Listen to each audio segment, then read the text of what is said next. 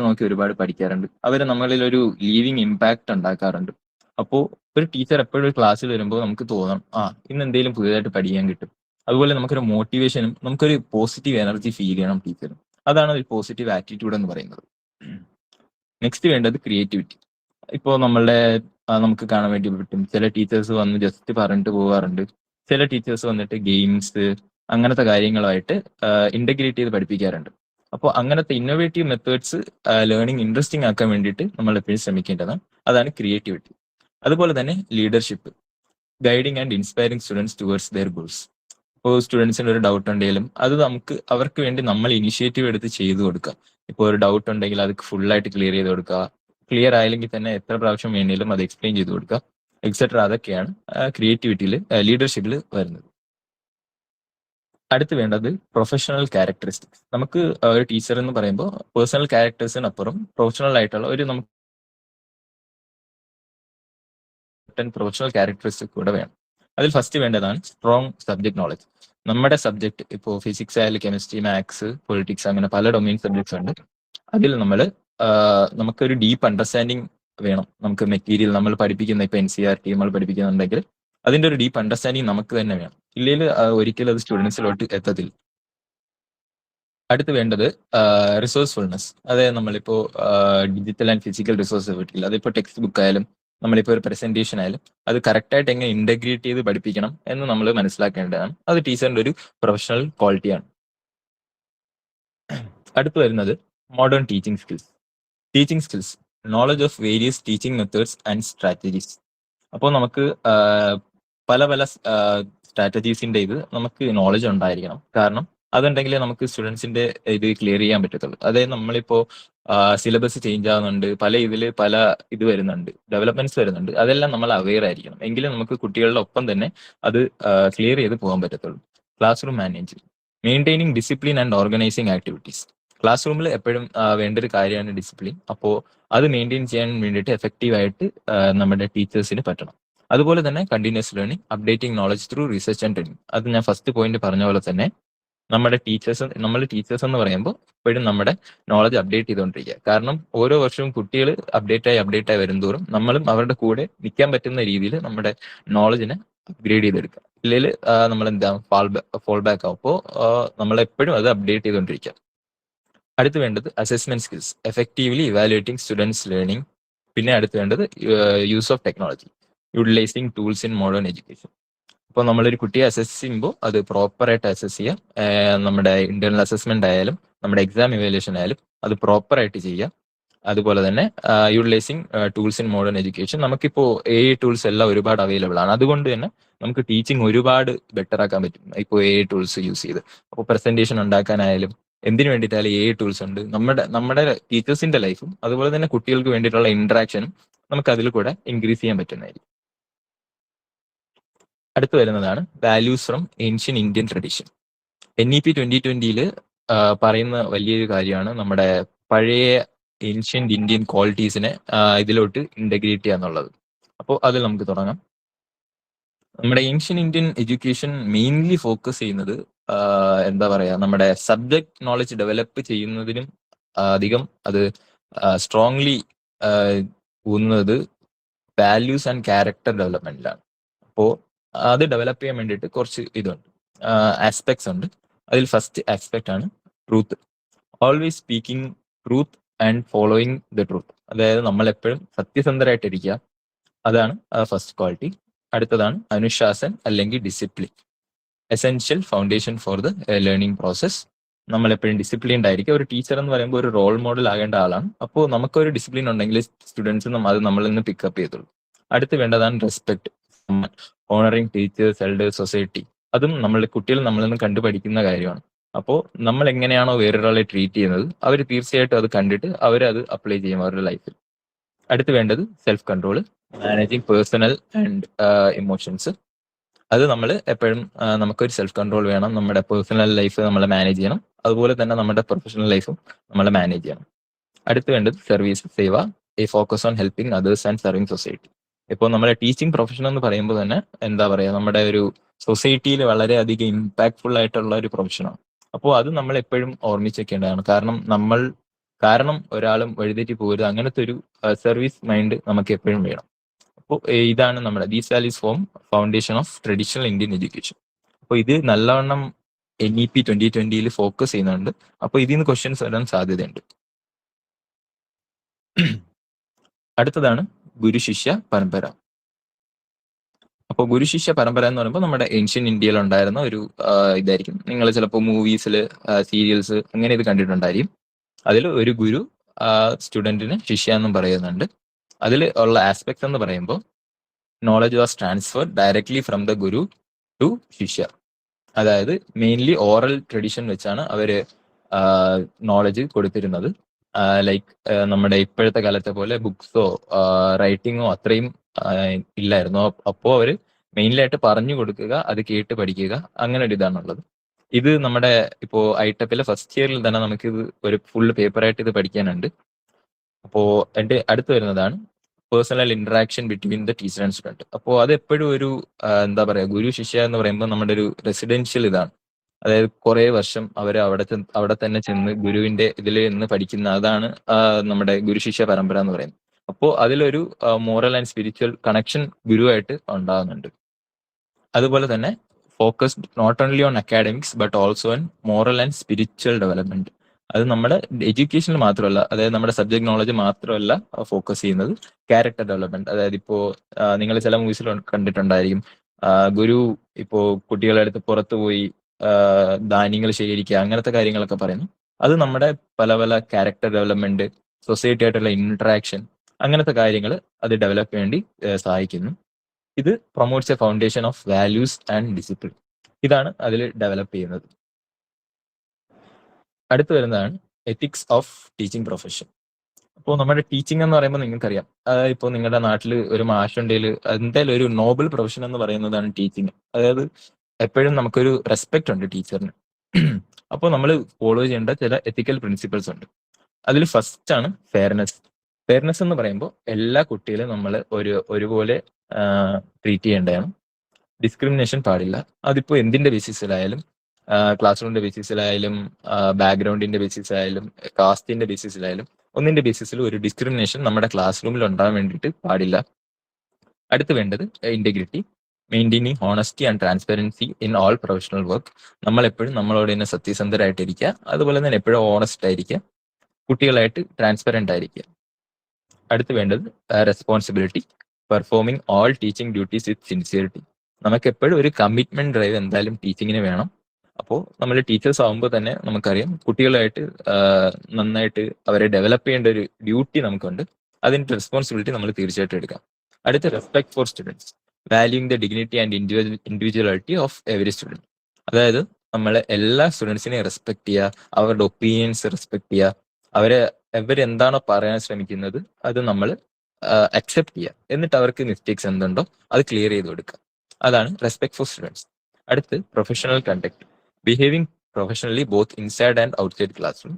നമ്മൾ എപ്പോഴും നമ്മുടെ ഒരു എന്താ പറയുക, നമ്മുടെ ഒരു പ്രൊഫഷണൽ എറ്റിക്യൂട്ട് ക്ലിയർ ആയിരിക്കണം. ടീച്ചർ ആകുമ്പോൾ നമ്മൾ പ്രൊഫഷണലി ക്ലാസ് റൂമിൽ ഇൻസൈഡും ഔട്ട്സൈഡും അവർക്കൊരു റോൾ മോഡൽ തന്നെ ആയിരിക്കണം സ്റ്റുഡൻസിന് വേണ്ടിയിട്ട്. അടുത്ത നെക്സ്റ്റ് വരുന്നതാണ് ടീച്ചർ ആസ് എ ഫെസിലിറ്റേറ്റർ. അപ്പോൾ ഇൻ മോഡേൺ എഡ്യൂക്കേഷൻ നമ്മുടെ ടീച്ചർ എന്ന് പറയുമ്പോൾ ഓൾറെഡി പറഞ്ഞിട്ടുണ്ട്, ടീച്ചർ ജസ്റ്റ് ഒരു വന്ന് സംസാരിക്കുക പോവുക അങ്ങനെ ഒരു റോൾ അല്ല, അത് ഇവോൾവ് ആയിക്കൊണ്ടിരിക്കുകയാണ്. അപ്പോൾ ടീച്ചർ ഒരു ഫെസിലിറ്റേറ്റർ കൂടെ ആയിരിക്കണം. ഒരു ഫെസിലിറ്റേറ്റർ എന്ന് പറയുമ്പോൾ സ്റ്റുഡൻസിനെ ഗൈഡ് ചെയ്യുക, ലേണിങ്ങിൽ തന്നെ ഗൈഡ് ചെയ്യുക, അതുപോലെ തന്നെ അവരുടെ ഇൻഡിപെൻഡന്റ് ക്രിട്ടിക്കൽ തിങ്കിങ് എൻകറേജ് ചെയ്യുക, creating opportunities for students to engage with material, supporting students in active problem solving, motivating students to explore and discover knowledge themselves. അതായത് ജസ്റ്റ് പഠിപ്പിക്കാൻ വേണ്ടിയിട്ട് മാത്രമല്ല, അവർക്ക് എന്താണോ അവരുടെ പാഷൻ ഡിസ്കവർ ചെയ്യുക, അതുപോലെ തന്നെ അവർക്ക് വേണ്ടിയിട്ടുള്ള എക്സ്ട്രാ കരിക്കുലർ ആക്ടിവിറ്റീസ് ചെയ്തു കൊടുക്കുക. അതെല്ലാം ഒരു ഫെസിലിറ്റേറ്ററിന്റെ റോളായിട്ട് ടീച്ചർ ചെയ്തു കൊടുക്കേണ്ടതാണ്. അപ്പോൾ അങ്ങനെ ഒരു റോളിലോട്ട് ഇവോൾവ് ചെയ്യുകയാണ് നമ്മുടെ ടീച്ചർ. അതായത് ടീച്ചർ സെൻട്രിക് ക്ലാസ് റൂം എന്ന് പറഞ്ഞ ഐഡിയ NEP 2020 മാറ്റിയിട്ട് ടീച്ചർ ആസ് എ ഫെസിലിറ്റേറ്റർ എന്നൊരു ഐഡിയ കൊണ്ടുവന്നിട്ടുണ്ട്. നെക്സ്റ്റ് വരുന്നത് teacher as A co learner. ടീച്ചേഴ്സും നമ്മൾ എപ്പോഴും, ഞാൻ നേരത്തെ സ്ലൈഡിൽ പറഞ്ഞിട്ടുണ്ടായിരുന്നു, നമ്മൾ കണ്ടിന്യൂസ് ആയിട്ട് അപ്ഡേറ്റ് ആയിക്കൊണ്ടിരിക്കുക, ടൈം പോകുന്നതനുസരിച്ച് ന്യൂ നോളജ് നമ്മൾ തന്നെ അക്വയർ ചെയ്യുക. അപ്പോൾ A co-learner is an educator who participates in the learning process alongside their students. In modern education, teachers shift from being sole instructors to continuous learners. നമ്മൾ എപ്പോഴും നമ്മുടെ knowledge update ചെയ്യുക, നമ്മൾ എപ്പോഴും പുതിയ പുതിയ ഇതിലേക്ക് നമ്മുടെ ഫീൽഡ് നമ്മൾ എക്സ്പാൻഡ് ചെയ്യുക. അതുപോലെ തന്നെ അടുത്തത് learning together, exploring new ideas and concepts at same time as A students. ഇപ്പോൾ നമ്മളിപ്പോൾ ഒരു ടോപ്പിക്ക് പഠിപ്പിക്കുമ്പോൾ ചില കുട്ടികൾക്ക് പുതിയ പുതിയ ഐഡിയാസ് ഉണ്ടാവും.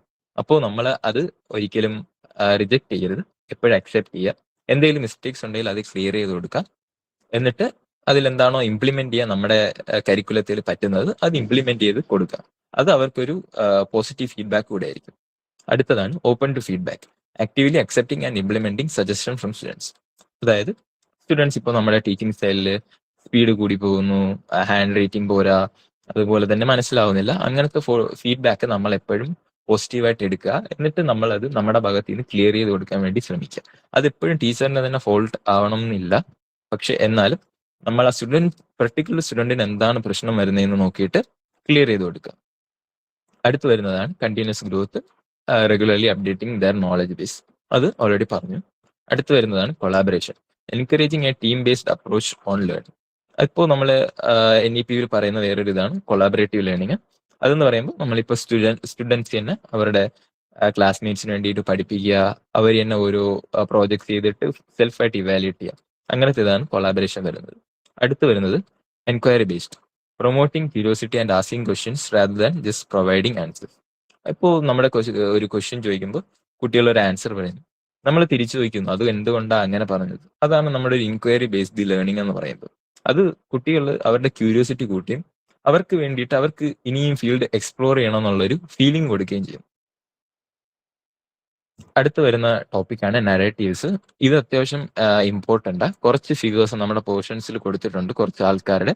ഇന്ന് മോക്ക് ടെസ്റ്റ് അറ്റൻഡ് ചെയ്തവർക്ക് എല്ലാവർക്കും അറിയാം, ഫസ്റ്റ് പാസേജ് ഒരു 3 പാസേജ് കൊടുത്തിട്ടുണ്ടായിരുന്നു.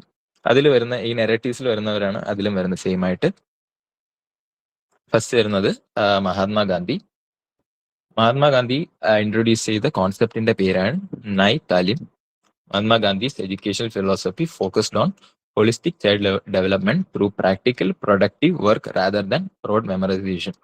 അതായത് മഹാത്മാഗാന്ധി ഇൻട്രൊഡ്യൂസ് ചെയ്ത നൈത്താലിം എന്ന ടോപ്പിക് വരുന്നത് നമ്മൾ ചെയ്ത് പഠിക്കുക എന്ന ഒരു ഐഡിയ വെച്ച് ഇൻട്രൊഡ്യൂസ് ചെയ്ത ടോപ്പിക്കാണ് Nai Talim. Learning through doing, education through productive work, crafts, achieving self reliance, building character, learning by doing and using the mother tongue as the medium of instructions. Importance, it promote practical education and encourage the dignity of labour. അപ്പോൾ ഇതിൽ വരുന്ന ഒരു കാര്യമാണ് vocational learning എന്ന് പറയുന്ന കാര്യം. അത് നമ്മുടെ ഈ ഐഡിയ, അതായത് ലേണിംഗ് ബൈ ഡൂയിങ് ആണ് നൈത്താലിം. അപ്പോൾ ക്വസ്റ്റ്യനിൽ നിങ്ങൾ നൈത്താലിമും ലേണിംഗ് ബൈ ഡൂയിങ്ങും കണക്ട് ചെയ്യാൻ വേണ്ടി നോക്കുക. അടുത്തതായിട്ട് വരുന്നതാണ് Swami Vivekananda, education for character building.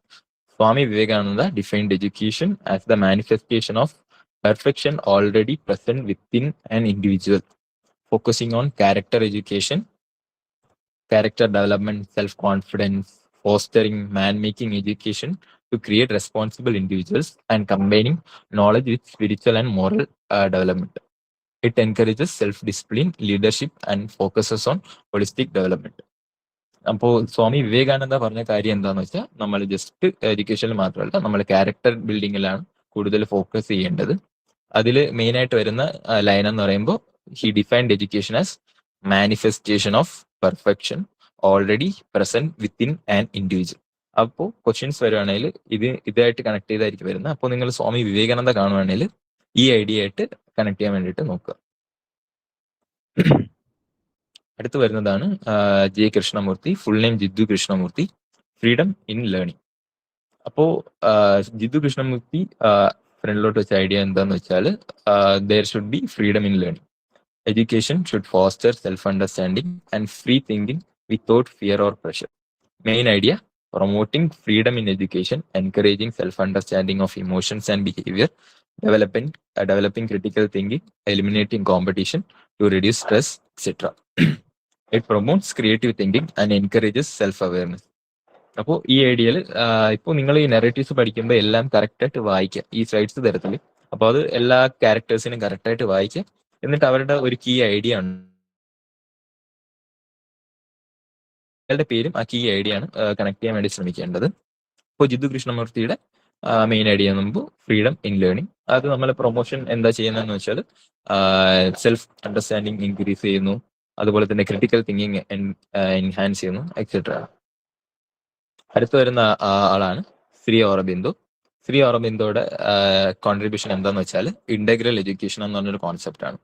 അപ്പോ ശ്രീ അറബിന്ദോയുടെ അക്കോർഡിങ് 5 ആസ്പെക്ട്സ് ആണ് നമ്മൾ എഡ്യൂക്കേഷനിലൂടെ ഡെവലപ്പ് ചെയ്യേണ്ടത്. അതിൽ first physical body, vital emotions, mental intellect, psychic inner self, and spiritual growth. Education must develop all personality aspects, be child-centered, and involve teachers guiding students based on their natural abilities. It promotes holistic and self-driven development. അപ്പോൾ ശ്രീ അറബിന്ദോയുടെ ഇത് നിങ്ങൾ മെയിനായിട്ട് ഓർത്ത് വെച്ചേക്കേണ്ടത് integral education എന്ന് പറയുന്ന concept ആണ്. അതിൽ 5 aspects ഉണ്ട്. അത് നിങ്ങൾ ഓർത്ത് വെച്ചില്ലെങ്കിൽ ഇന്റഗ്രൽ എഡ്യൂക്കേഷൻ എന്ന് പറയുന്ന കാര്യം നിങ്ങൾ ഓർത്ത് വെച്ചേക്കുക. അത് ശ്രീ അറബിന്ദു ആണ് ഇൻട്രൊഡ്യൂസ് ചെയ്തിട്ടുണ്ടായിരുന്നത്. അടുത്ത് വരുന്നതാണ് Savitribai Phule, pioneer of woman education. Savitribai Phule ഇന്നത്തെ മോക്ക് ടെസ്റ്റിൽ ഉണ്ടായിരുന്നു. അപ്പോൾ ഒരു ഇന്ത്യയിൽ തന്നെ ഒരു പയനിയർ ആയിട്ടാണ് കൺസിഡർ ചെയ്യുന്നത്. വുമൺ എഡ്യൂക്കേഷനിൽ വലിയൊരു ഫിഗർ ആയിട്ടാണ് കൺസിഡർ ചെയ്യുന്നത്. Recognized as India's first female teacher, her work focused on equality and accessibility. Contributions: established India's first girls' school in 1848, advocated for the education of marginalized and lower caste communities, viewed education as the most powerful tool for equality, advanced gender equality and inclusive education. അപ്പോൾ സവിത്രിബായ് ഫുലെയുടെ main idea എന്ന് പറയുമ്പോൾ woman education ആയിരുന്നു. നിങ്ങൾ ഓർത്ത് വെച്ചേക്കേണ്ടത് India's first girls school സ്ഥാപിച്ചത് സവിത്രിബായ് ഫുലെയാണ്. അതുപോലെ തന്നെ ജെൻഡർ ഇക്വാലിറ്റിയും ഇൻക്ലൂസീവ് എഡ്യൂക്കേഷൻ എന്ന ഐഡിയ ഇന്ത്യയിൽ പ്രൊമോട്ട് ചെയ്തത് സവിത്രിബായ് ഫുലെയാണ്. അടുത്ത് വരുന്നതാണ് ഗിജുബായ് ബഡേക്ക. അതിൽ ചൈൽഡ് സെന്റേർഡ് എഡ്യൂക്കേഷൻ. ഗിജുബായ് Badheka focused on child centred education, especially in early childhood learning. Known for his revolutionary work in early childhood education. Main ideas: education should be driven by a child's interest and must be joyful. Encourage learning through stories, songs, games, creative activities rather than rigid instruction. Importance: promote active learning and creative development. അപ്പോൾ ഗിജു ഇതിൽ ഒരു പോയിന്റും കൂടെ add ചെയ്യേണ്ടതെന്ന് വെച്ചാൽ ഗിജുബായ് ബഡേക്ക എന്താ പറയാ Montessori education pioneer ചെയ്ത ആളാണ് ഈ ഗിജുബായ് ബഡേക്ക എന്ന് പറയുന്നത്. അപ്പോൾ ഇതിൽ വരുന്ന കീ കോൺസെപ്റ്റ് എന്ന് പറയുമ്പോൾ joyful learning and child centred education ആണ് ഗിജുബായ് ബഡേക്ക ഇൻട്രൊഡ്യൂസ് ചെയ്തിട്ടുണ്ടായിരുന്നു. അടുത്ത് വരുന്നതാണ് Rabindranath Tagore, naturalistic education. Tagore emphasized freedom and the connection between humans and nature. അപ്പോൾ അതിലെ key ideas: learning should take place in natural environment outside traditional classrooms, and focus on art, music, dance, literature as essential means of expression. Believed education should foster global harmony and understanding. Importance: encourages activity and art-based learning. അപ്പോൾ രവീന്ദ്രനാഥ ടാഗോറിന്റെ ഇതിൽ വരുന്ന ഇതാണ്. അതിൽ naturalistic education, അതായത് നമ്മുടെ traditional class rooms അല്ലാതെ പുറത്തു പോയിട്ടുള്ള ആക്ടിവിറ്റീസ് പ്രൊമോട്ട് ചെയ്തിട്ടുണ്ടായിരുന്നു. Art, music, dance, literature etcetera. അപ്പോൾ നിങ്ങൾ രവീന്ദ്രനാഥ ടാഗോറിൽ ഓർത്ത് വെച്ചേക്കേണ്ടതെന്ന് പറയുമ്പോൾ art based learning, naturalistic education, അതാണ് അദ്ദേഹം പ്രൊമോട്ട് ചെയ്തിട്ടുണ്ടായിരുന്നത്. അടുത്ത് വരുന്ന നെറേറ്റീവ്സിലെ എഡ്യൂക്കേഷൻ പോളിസിയിൽ വരുന്നതാണ് holistic development. Meaning: focuses on overall development of A child, encompassing physical, emotional, social, moral and creative growth rather than just academic grades. Goal: to move away from marks only focus towards building life skills and person. Example: a school hosting sports for physical health, group discussions for social and art classes for creativity. Holistic development എന്ന് പറയുമ്പോൾ നമ്മുടെ already പറഞ്ഞ പോലെ തന്നെ നമ്മൾ just academic growth അല്ല എഡ്യൂക്കേഷന്റെ എന്താ പറയാ ലക്ഷ്യം എന്ന് പറയുന്നത്. നമ്മുടെ ഒരു overall personality development, character development, അതിനെയാണ് നമ്മൾ ഹോളിസ്റ്റിക് ഡെവലപ്മെന്റ് എന്ന് പറയുന്നത്. ഈ ഹോളിസ്റ്റിക് ഡെവലപ്മെന്റ് NEP-ൽ വളരെയധികം എംഫസൈസ് ചെയ്തിട്ടുള്ള ഒരു കാര്യമാണ്. അപ്പോൾ അത് നിങ്ങൾ എന്തായാലും നോക്കിയിട്ട് പോകുമ്പോൾ ഹോളിസ്റ്റിക് ഡെവലപ്മെന്റ് അത് വരാൻ ചാൻസ് ഉണ്ട്. അടുത്ത് രണ്ടാമത് വരുന്നതാണ് experiential learning through experience and practice rather than rote memorization. Goal: to deepen understanding by allowing students to observe and experiment concepts in real world context. Teaching the water cycle through a practical evaporation experiment rather than just reading from a textbook. അപ്പോൾ ഇതില് എന്താ പറയുന്നതെന്ന് വെച്ചാൽ നമ്മളിപ്പോ ഒരു കെമിസ്ട്രിയിൽ ഒരു പാഠം പഠിക്കുകയാണെങ്കിൽ നമുക്കത് ചെയ്ത് പഠിക്കാൻ വേണ്ടി ഒരു ആഗ്രഹം കാണും. ഇപ്പൊ ടീച്ചർ നമുക്ക് റിയാക്ഷൻ കാണിച്ചു തരുവാണ്, അല്ലെങ്കിൽ ഇപ്പോ ഒരു ഫോട്ടോസിന്തസിസ് പഠിക്കുമ്പോൾ നമ്മൾ ക്ലാസ്സിൽ ഒരു പ്ലാന്റ് നമ്മൾ വളർത്തിയിട്ട് അങ്ങനെ ചെയ്യണം. അപ്പോൾ നമുക്ക് കുട്ടികൾക്ക് എപ്പോഴും കൂടുതൽ മനസ്സിലാവും. അപ്പോൾ എക്സ്പീരിയൻഷ്യൽ ലേണിംഗ് എന്ന് പറയുമ്പോൾ നമ്മളെ ജസ്റ്റ് ക്ലാസ്സിൽ നിന്ന് വായിച്ച് പഠിക്കുക, നോക്കി പഠിക്കുക, അതിനെക്കാട്ടിലും കൂടുതൽ എഫക്റ്റീവ് ആയിട്ടുള്ള മെത്തേഡാണ് എക്സ്പെരിയൻഷ്യൽ ലേണിംഗ് എന്ന് പറയുന്നത്. അടുത്ത് പറയുന്നത് ഇൻക്ലൂസീവ് എഡ്യൂക്കേഷൻ. ഇൻക്ലൂസീവ് എഡ്യൂക്കേഷൻ എന്ന് പറയുമ്പോൾ എല്ലാവരുടെയും അതായത് ഡിസബിലിറ്റീസോ ബാക്ക്ഗ്രൗണ്ടോ കാസ്റ്റോ റിലീജനോ അങ്ങനെ ഒന്നുമില്ലാതെ എല്ലാവർക്കും ഈക്വൽ ഓപ്പർച്യൂണിറ്റി കിട്ടുക എന്നുള്ള ഒരു ഐഡിയ ആണ് നമ്മുടെ inclusive education. ensures equal opportunities for all, including students with disabilities or those from marginalized backgrounds, by using tools like assistive technology. അടുത്ത് വരുന്നതാണ് multidisciplinary learning. Encourages learning across different subject areas. അപ്പോൾ ഇതിന്റെ example എന്ന് പറയുമ്പോൾ നമ്മള് ഇപ്പോ നമുക്കിപ്പോ BSc B.Ed എടുക്കുകയാണ്. അപ്പോൾ അതിൽ നമുക്ക് 3 സബ്ജക്ട്സ് ഉണ്ട്, ഫിസിക്സ്, കെമിസ്ട്രി, മാത്സ്. അപ്പോൾ നമ്മൾ അതിൽ മാത്രം നിൽക്കാതെ നമ്മുടെ ബാക്കി ഏതെങ്കിലും ഒരു ഡിഫറെന്റ് ഫീൽഡ്സിലോട്ട് നമുക്ക് എക്സ്പാൻഡ് ചെയ്യാനുള്ള ഒരു ഓപ്പർച്യൂണിറ്റിയാണ് മൾട്ടി ഡിസിപ്ലിനറി ലേണിംഗ്. അപ്പോൾ ഈ ITAP കോഴ്സിൽ തന്നെ നമുക്കിപ്പോൾ NIT കാലിക്കറ്റിൽ തന്നെ നമുക്കിപ്പോൾ ഒരു മേജർ എടുക്കുന്നുണ്ടെങ്കിൽ അതിന്റെ കൂടെ തന്നെ ഒരു മൈനർ എടുക്കും. അതിപ്പോൾ നിങ്ങൾക്ക് മാത്സ് വിത്ത് ഫിസിക്സ് എടുക്കാം, മാത്സ് വിത്ത് എക്കണോമിക്സ് എടുക്കാം, അങ്ങനെ പല രീതിയിൽ എടുക്കാൻ പറ്റും. അപ്പോൾ അതാണ് മൾട്ടി ഡിസിപ്ലിനറി ലേണിംഗ്. അടുത്ത 5th വരുന്നതാണ് ക്രിട്ടിക്കൽ തിങ്കിങ് ആൻഡ് ക്രിയേറ്റിവിറ്റി.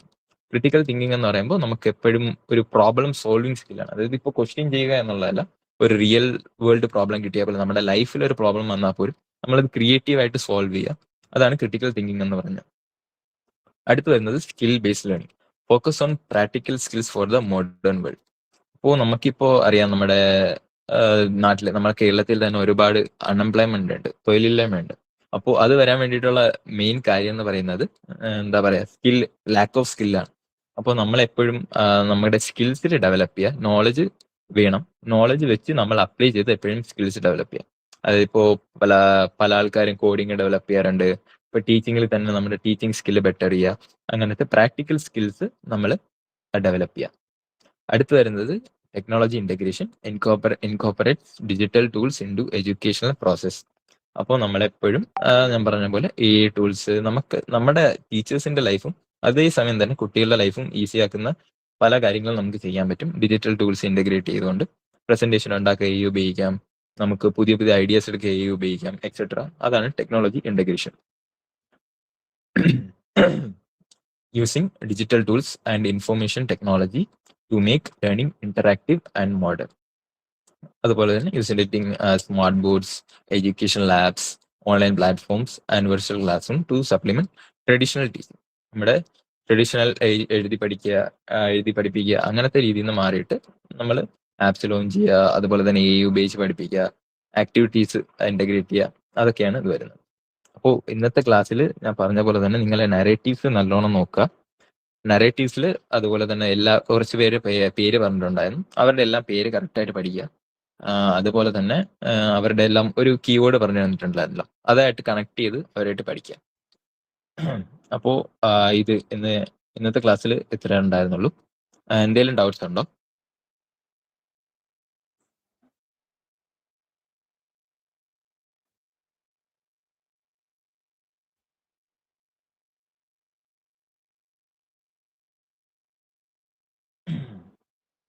എന്തെങ്കിലും ഡൗട്ട്സ് ഉണ്ടെങ്കിൽ ചോദിച്ചോട്ടോ. ഇത് എക്സാം റിഗാർഡിംഗ് ആയാലും കുഴപ്പമില്ല, ഇന്നത്തെ നമ്മുടെ പ്രസന്റേഷൻ റിഗാർഡിംഗ് ആയാലും കുഴപ്പമില്ല.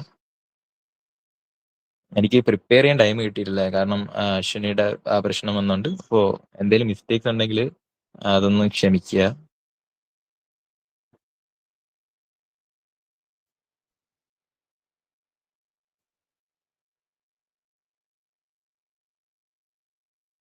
ഓക്കെ അല്ലേ?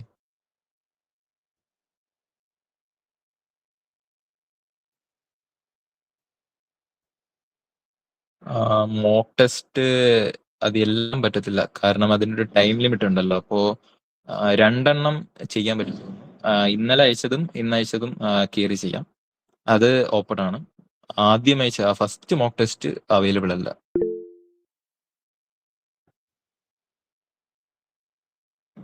ജസ്റ്റ് ഒന്ന് ട്രൈ ചെയ്ത് നോക്കുക. ലിങ്ക് ഒന്ന് ട്രൈ ചെയ്ത് നോക്കുക. ഞാൻ കറക്റ്റ് നോക്കിയിട്ടില്ല. അപ്പോൾ ഓപ്പൺ ആണെങ്കിൽ ചെയ്തോളാം. ഇല്ലെങ്കിൽ ഇന്നത്തെ എന്തായാലും ഓപ്പൺ ആണ്. ഫസ്റ്റ് വൺ ഒന്ന് ജസ്റ്റ് ഒന്ന് ലിങ്ക് കയറി ഒന്ന് ട്രൈ ചെയ്ത് നോക്കാം.